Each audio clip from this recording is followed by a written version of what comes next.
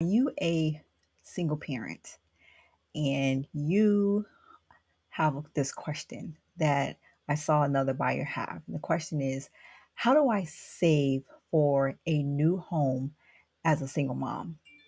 Then you are in the right place because that's what we're going to be talking about today. As a single mom, I know firsthand experience on what it's like to have to put those funds aside to save for your house. And so this is my first episode of using virtual for the Kick Chaos to the Curb podcast. Kick, kick, the Kick Chaos to the Curb podcast, you can find it on Stitcher as well as Google and also over on Spotify. So feel free to get in contact with me over there. If you have questions, though, feel free to connect with me at tiffanyceverett.com/real estate. So let's get to it. Probably say, what is Kick Chaos to the Curb? And I'm glad you asked because Kick Chaos to the Curb is designed for entrepreneurs who are stuck. And you're trying to figure this whole thing out called, you're stuck in your real estate, you're stuck in your faith, you're stuck in. And so this is a life coaching personal development podcast that's geared for entrepreneurs to help you get unstuck and set free. So I want to welcome each and every single one of you here to Kick Chaos to the Curb. I am your host, Tiffany C Everett.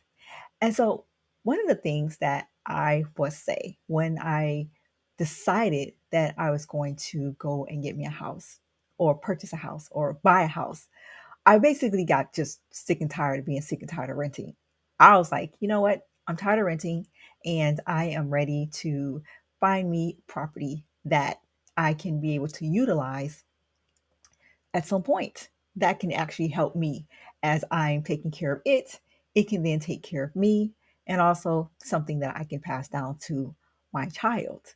So, what I started to do as soon as I had the thought was I decided, you know what? It's time to go in save mode. And so I started saving my money. That's right.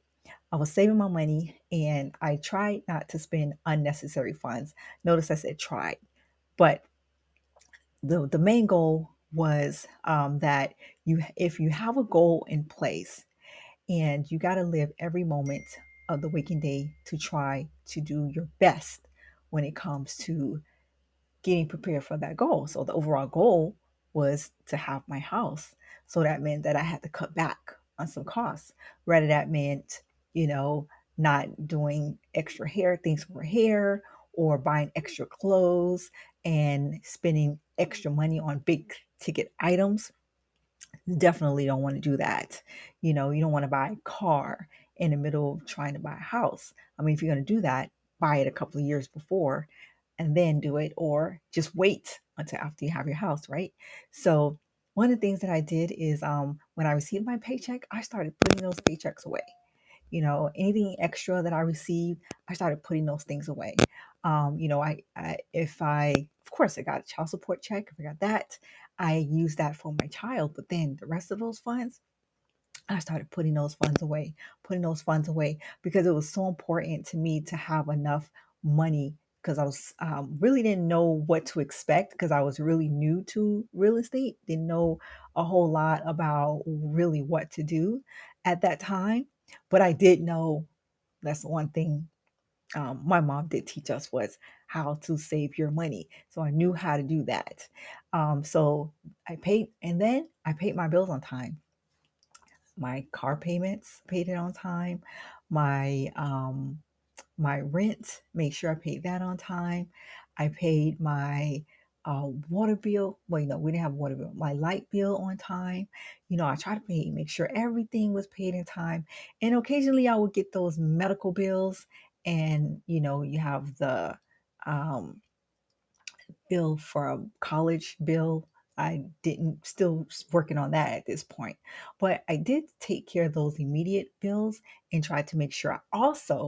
I went out and I had a secure credit card that I had been using for us. So I did that in advance like a couple of years before I decided to get the house. So because I wanted to make sure that I was going to have credits, and a secured card at that time was helpful for me in helping me to build up my credit. It was only $300 that was on it, but it definitely was beneficial because at the end of the day, that extra money and that extra boost with that card actually put me to where I needed to be in order to purchase that house. So number one, I put some money away. I started putting my funds away, and I made sure I paid my payments on time. And then I got that secured credit card, right? And the next thing I did is I started to order my credit reports. Closer and closer I got to it, I ordered my credit reports because I'm like, if I don't know what's on it, then how do I dispute? How do I fix it? How do I get it removed? It's really hard to get to do those things if you're blinded. I mean, like, how do you know what's even on it, right? So that was one of the things I do. And did you know that you can get your credit report every year for free? All you have to do is just go online and order them. Credit union, credit union, Equifax, what is X how did I just all of a sudden just forget the main three ones, right? Experian, yeah.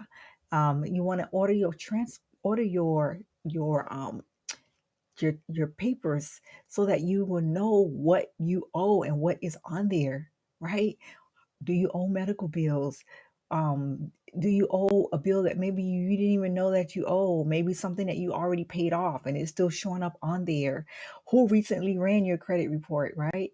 These are things that you want to know. You want to take your credit report seriously. Don't treat it as though it's just something that I have sitting around here every now and then. No, you want to make sure that your credit report is something, it's basically telling the lender how they can trust you with paying back your mortgage once you get your mortgage. So this is what they're going to use to be able to determine, you know, your interest rate and all of that. So it's very important to take care of that credit report. So don't get sidetracked.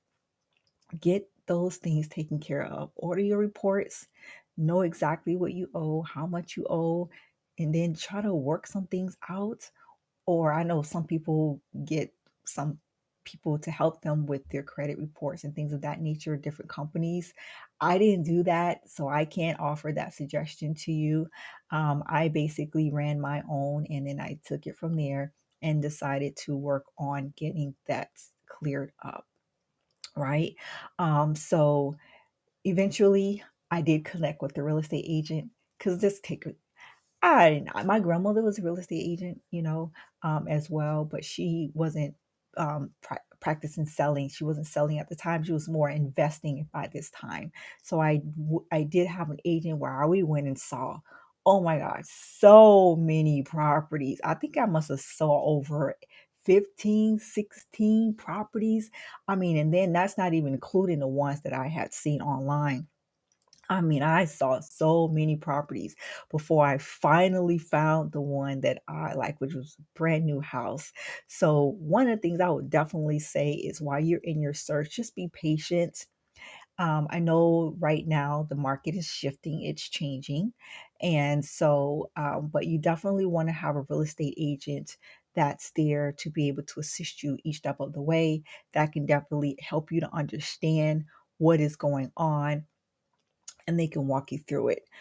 So I definitely would advise to get a real estate agent to help you with purchasing your first home or investment property for that matter. Because if you're going to do that as well, I would highly recommend to buy an investment property where you may want to rent one side out and then you live in the other side for a single parent. That is make that definitely would be able to help you in your situation. So if it was in your means to be able to do that, I would highly recommend to do that as well.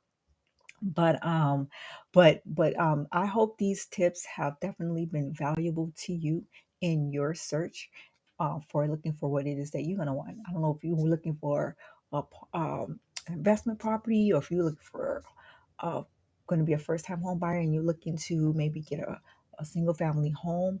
But whatever the case may be, Definitely do your research, definitely get your real estate agent, and you will eventually have to have a lender. And the lender is the person that's going to be there to help you to get your funding. And you can try different ones as well. You don't have to settle on one lender. You can definitely want to, whoever can help you to get the best interest rate, I would say. However, that's going to be the one thing. Those are the couple of things that I would definitely say to work on. So this is Tiffany C Everett. I hope you have an amazing day, and don't forget to subscribe to my podcast.